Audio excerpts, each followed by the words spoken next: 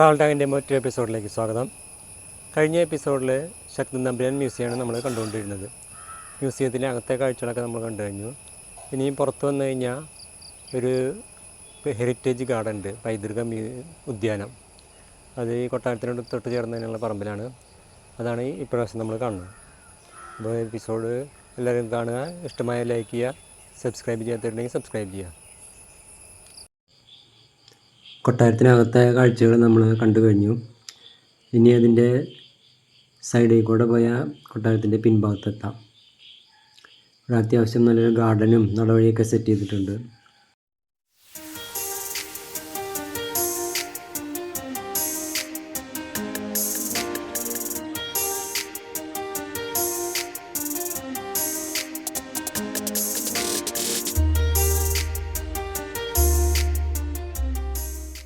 ഇപ്പോൾ കൊട്ടാരത്തിൻ്റെ പിൻഭാഗത്തെത്തി.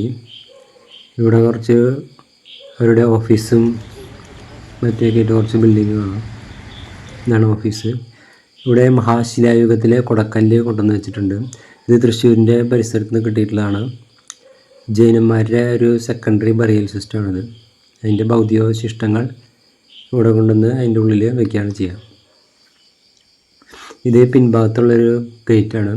ഇത് നേരെ പുറത്തേക്ക് ഇറങ്ങി കഴിഞ്ഞാൽ തൃശ്ശൂർ രാമനിലയത്തിൽ ഫ്രണ്ടിലേക്ക് എത്താം.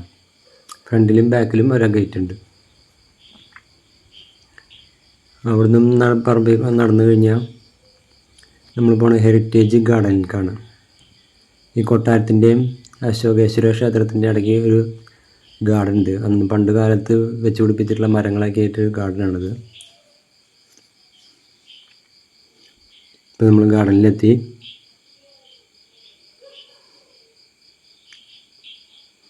ഹെറിറ്റേജ് ഗാർഡനാണിത്. ഇവിടെ ചിത്രശലഭോദ്യാനം, അതുപോലെ സർപ്പക്കാവ്, അങ്ങനെ കുറച്ചൊക്കെ ഉണ്ട്.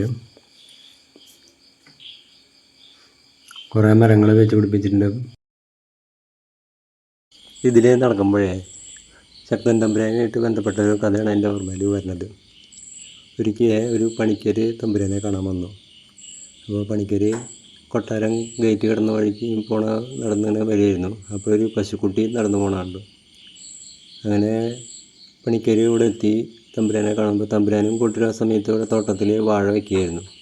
അപ്പോൾ പണിക്കർ ഇത് കണ്ടിട്ട് പറഞ്ഞു, ഇതിൻ്റെ ഫലം തിന്നാൻ അങ്ങേക്ക് യോഗമില്ലെന്ന് പറഞ്ഞു.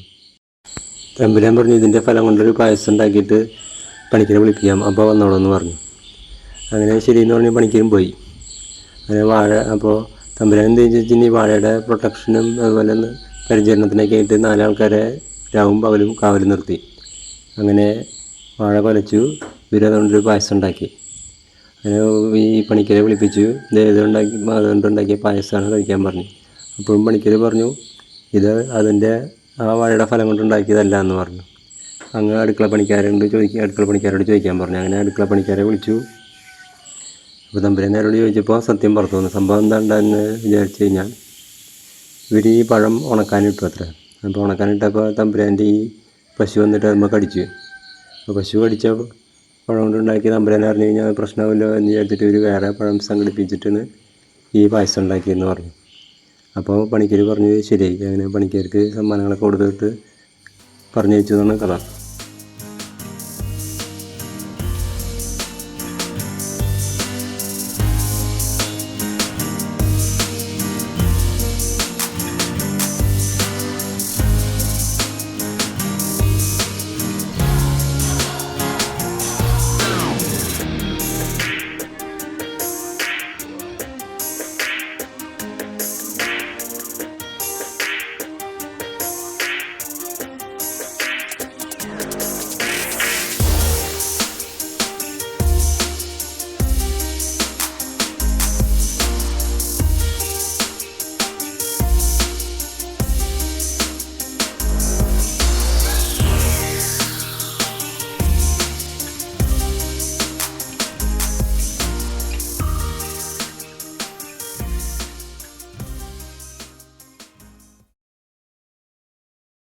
ഇതാണ് വടക്കേച്ചിറ.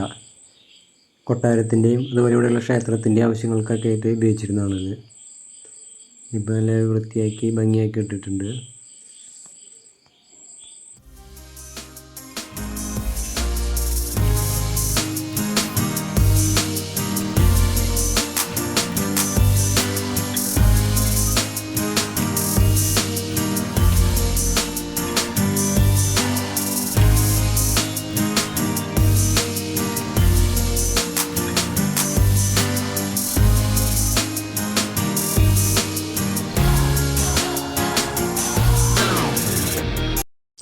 ഇവിടെ വലിയൊരു കിണറുണ്ട്. കൊട്ടാരം ആവശ്യത്തിന് വെള്ളമൊക്കെ എടുത്തിരുന്നത് ഒരു പക്ഷേ ഇതിൽ നിന്നായിരിക്കും.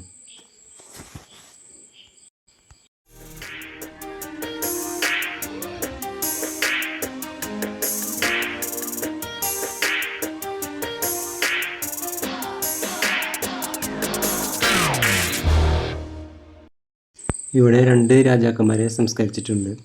ശക്തൻ തമ്പുരാനെയും അതുപോലെ ശക്തൻ തമ്പുരാന് ശേഷമുള്ളൊരു രാമവർമ്മ രാജാവിനെയും ഇവിടെയാണ് സംസ്കരിച്ചിട്ടുള്ളത്.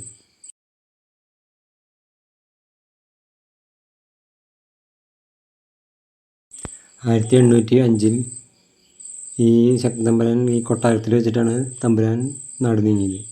അങ്ങനെ ഇവിടെ തന്നെ സംസ്കരിക്കുകയാണ് ഉണ്ടായത്.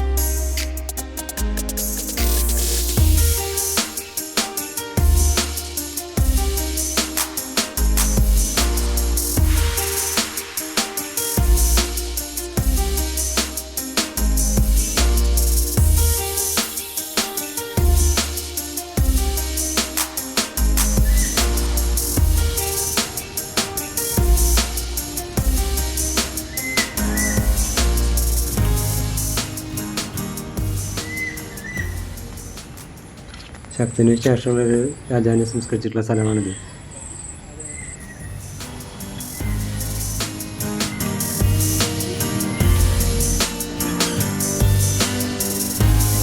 അങ്ങനെ പൈതൃക ഉദ്യാനം കണ്ട് നമ്മളിപ്പോൾ പുറത്തിറങ്ങിയിരിക്കുകയാണ്.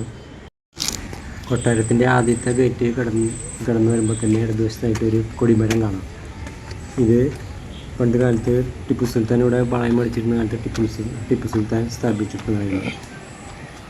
അന്നിത് വടക്ക് പടിഞ്ഞാറേ മൂലയിലായിരുന്നു. അവിടെ പിന്നെ വികസനമൊക്കെ വന്നപ്പോൾ അത് ഇവിടേക്ക് നീക്കി സ്ഥാപിച്ചു. ആ കഥകളൊക്കെയാണ് ഈ കല്ലിൽ എഴുതി വെച്ചിട്ടുള്ളത്. ഈ എപ്പിസോഡ് ഇവിടെ സമാപിക്കുകയാണ്. അതിന് മറ്റൊരു എപ്പിസോഡുമായി വീണ്ടും കാണാം.